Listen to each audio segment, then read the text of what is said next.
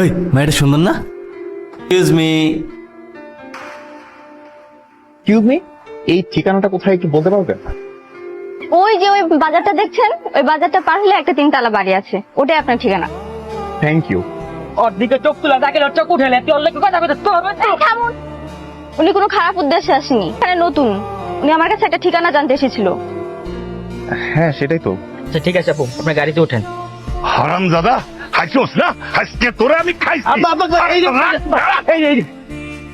তোমার লেগে আমি বিড়ি লই। বিড়ি আনছোস?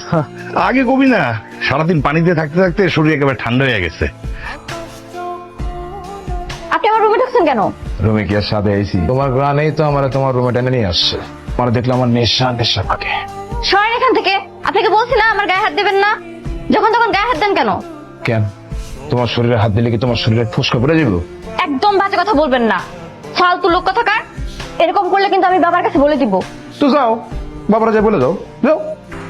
বাবা, আব্বা তুমি তাহলে থাকো, আমি নাস্তাটা করে আসি। তাড়াতাড়ি আয়। আমি তো পেয়ে গেছি মা, তোমার জামাইকে পেয়ে গেছি। জানো মা, একদম এইভাবে ঢিসুম ঢিসুম করে মারতেছিল। ওই জামশেদরা তো মায়েরা একদম এইভাবে ঢিসুম ঢিসুম করে মারছে।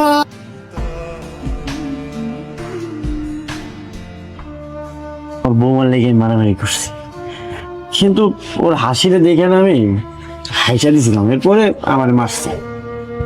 কিরে গাড়ি থামালো কে? আমার গাড়িটা নষ্ট হয়েছে, জোয়ারদারের মায়ারে কলেজে পৌঁছে দিতে পারবেন? হ্যাঁ অবশ্যই অবশ্যই পৌঁছে দিতে পারবো। ঠিক আছে বন্ধু, তুই তাহলে যা, আমি গেলাম। Thank you. তোমারও ধন্যবাদ। আচ্ছা তোমার নাম কি? মিলন, মিলন রহমান। তোমার নাম মাধুরী তাই না? না, স্পেশাল মানুষের জন্য স্পেশাল নাম। কিরে, কি যে তোর শরীর খারাপ লাগতেছে? না আব্বা, এই তোমার বৌমার নাম কি নাম? এই তো আব্বা চেষ্টা করতেছি। ভাইজান আপনাকে চাইতেছিলাম, আসলে ভাইজান দিনকালের অবস্থা তো এখন ভালো না, আর তাছাড়া আপনি তো চারিদিকে শত্রুর অভাব নাই। বলছিলাম যে জামশেদের সাথে মাধুরীর বিয়েটা দিয়ে দিলে ভালো হইতো না? সমস্যা অনেক আছে, ওইরকম করে আমি আমার মেয়ে বিয়া দিব না। তুই আর জামশেদ তার বাপের আগে ভালো কর, তারপরে বিয়ের সম্বন্ধ চিন্তা করেছে। এই ইঞ্জিন তো বন্ধ হয়ে গেছে, আর তাছাড়া এখন তো অনেক রাত হয়ে গেছে। তোমার বাড়িতে কোনো ঝামেলা করবো না তো? ঝামেলা নতুন করে আর কি শুরু হবে, ঝামেলা তো অনেক আগেই শুরু হয়ে গেছে। কি ঝামেলা শুরু হয়ে গেছে? বাবা আমার বিয়ে ঠিক করেছেন। কি তো তাড়াতাড়ি তোমার বিয়ে ঠিক করছে? চলো না তুমি আর আমি পালিয়ে যাই, আমি অন্য কারো বউ হতে চাই না, আমি তোমাকে ভালোবাসি। ভালো যাবো, ঠিক আছে, কিন্তু আমরা কই থাকবো, কি করবো না করবো কিছু তো বুঝতেছি না।